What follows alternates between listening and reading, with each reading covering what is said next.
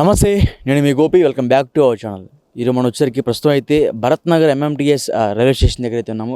ఎందుకంటే ఇక్కడ ఉంది, అక్కడ నిన్న నైట్ ఒక మర్డర్ అయితే జరిగింది. ఎందుకంటే ఆ మర్డర్ ఏంటంటే ఇద్దరు ఫ్రెండ్స్ మధ్య డబ్బు పంపకాల్లో ఒక ఘర్షణ అయితే తీవ్ర ఘర్షణకి గురయ్యి, అదేవిధంగా ఆ ఘర్షణలో వాళ్ళిద్దరూ మద్యం తాగి ఉన్నారు.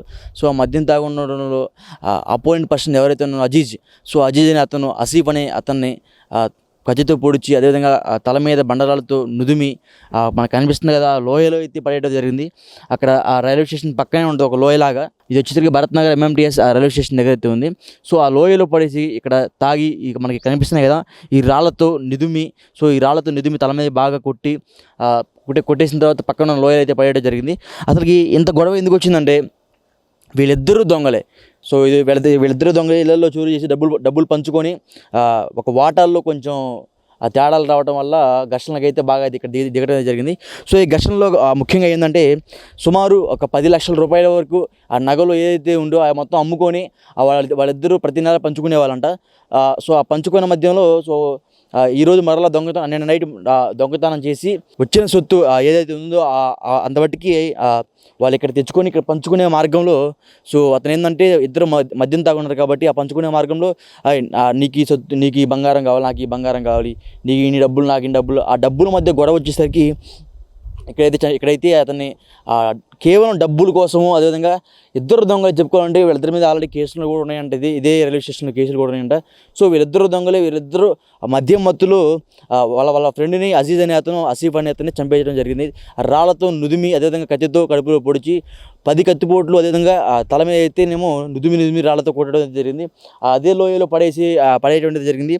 సో ఇంకోటి చెప్పుకోవచ్చు, మనోడు ఏంటంటే చంపేసి ఒక 2 రోజులు అప్స్కాండ్ అయ్యి తర్వాత వాళ్ళ ఫ్రెండ్ ఎవరైతే ఇంకొకరికి అజర్ అనే ఒక అతనికి కాల్ చేసి చెప్పాడు, ఇట్లా ఆసిఫ్ మృతదేహం పలానా దగ్గర ఉంది, వెళ్ళి తెచ్చుకోపోండి అన్నట్టుగా అయితే బయట ఒక వార్తాపత్రికలో అయితే వచ్చేసింది.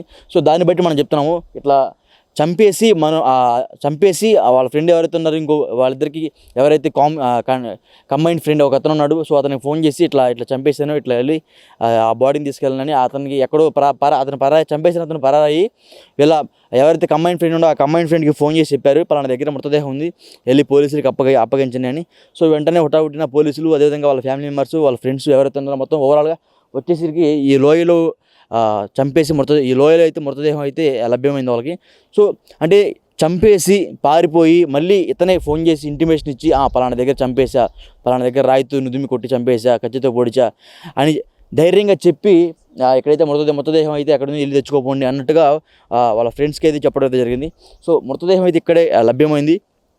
సుమారు 7 లక్షల రూపాయల మేరకు వాళ్ళిద్దరి మధ్య సొత్తు తగాదాలు అయితే రావడం జరిగిందని ఇక్కడున్న వార్తాపత్రికలు, అదేవిధంగా పక్కనే ఉన్న రైల్వే స్టేషన్ సిబ్బంది కూడా చెప్పడం జరిగింది.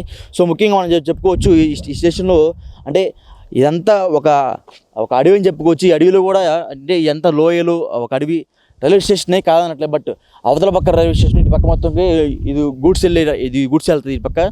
సో ఇది అవతల పక్క వచ్చేసరికి మొత్తం ఎంఎంటీఎస్ వెళ్తుంది. సో గూడ్స్ ఎంఎంటీఎస్కి మధ్యలో ఒక లోయలాగా ఎండింగ్లో ఉంటుంది, భరత్ నగర్ ఎండింగ్లో ఒక లోయలాగా ఉంటుంది. సో ఆ లోయలో తీవ్రంగా కొట్టి కత్తితో పొడిచి, అదేవిధంగా రాళ్లతో తలపై నుదిమి లోయలో అయితే పడేయడం జరిగింది. అంటే మరీ డబ్బు కోసం తన అంపట తిరిగే మిత్రుడిని చంపడం అంటే మరీ దారుణం అని తెలుసుకోవచ్చు. ముఖ్యంగా సో అతనికి పెద్ద ఏజ్ కూడా లేదు. చనిపోయిన అబ్బాయికి ఏమో 22 సంవత్సరాలు, చంపేసిన అబ్బాయికి ఏమో 23 సంవత్సరాలు.